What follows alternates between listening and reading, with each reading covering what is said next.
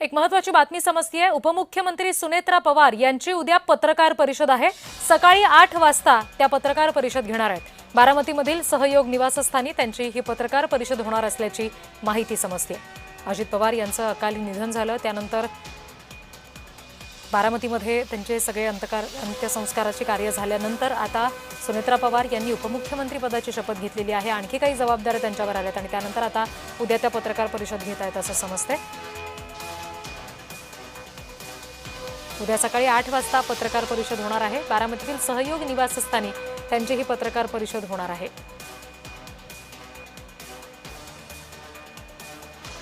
उपमुख्यमंत्री सुनेत्रा पवार यांची उद्या पत्रकार परिषद आहे। प्रतिनिधी रोहन कदम आपल्याशी जोडले गेलेले आहेत, त्यांच्याकडून आणखी तपशील घेऊयात। रोहन, रिद्धी थोडंसं करेक्शन करतो। उपमुख्यमंत्री सुनेत्रा पवार पत्रकार परिषदेला संबोधणार की नाही हे अद्याप ठरलेलं नाही, परंतु उपमुख्यमंत्री सुनेत्रा पवार यांच्या बारामतीतील सहयोग या निवासस्थानी स्वर्गीय अजित पवार यांच्याविषयी महत्त्वाची पत्रकार परिषद जी आहे ती पार पडणार आहे। अशा प्रकारचा खुलासा जो आहे तो नुकताच करण्यात आलेला आहे। सुनेत्रा पवार माध्यमांशी बातचीत करणार का की नाही करणार याबाबतचा अधिकृतरित्या अद्याप जो आहे तो माहिती मिळत नाहीये, परंतु जी माहिती सध्याच्या घडीला करेक्शन्स करून ज्या पाठवलेल्या जात आहेत त्या माहितीच्या अनुषंगाने उपमुख्यमंत्री सुनेत्रा पवार यांच्या निवासस्थानी ही पत्रकार परिषद पार पडणार आहे। आणि सगळ्यात महत्त्वाची बाब म्हणजे अजित पवार यांच्याविषयी काही खुलासे किंवा काही माहिती जी आहे ती केली जाणार आहे। त्यांच्याविषयीची माहिती जी आहे ती काही प्रमाणामध्ये यांच्याकडून दिली जाऊ शकते। त्यामुळे नेमका कोणत्या विषयावरती केली जाणार आहे, कारण का विलिनीकरणाचा मुद्दा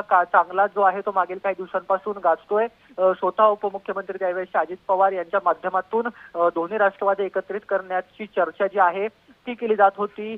ते स्वतः अजित पवार या सगळ्या संदर्भामध्ये अग्रेसर होते किंवा आग्रही होते आणि त्या संदर्भात बैठका पार पडल्या होत्या। अशी माहिती मागील काही दिवसांपासून जी आहे ती चांगलीच चर्चेली जाते। त्यामुळे या सगळ्या विषयांवरती खुलासा जो आहे तो कदाचित केला जाऊ शकतो। निश्चित, आणि या पत्रकार परिषदेचे पुढचे तपशील सुद्धा तुमच्याकडून वेळोवेळी घेऊ। सध्या धन्यवाद रोहन दिलेल्या माहितीसाठी।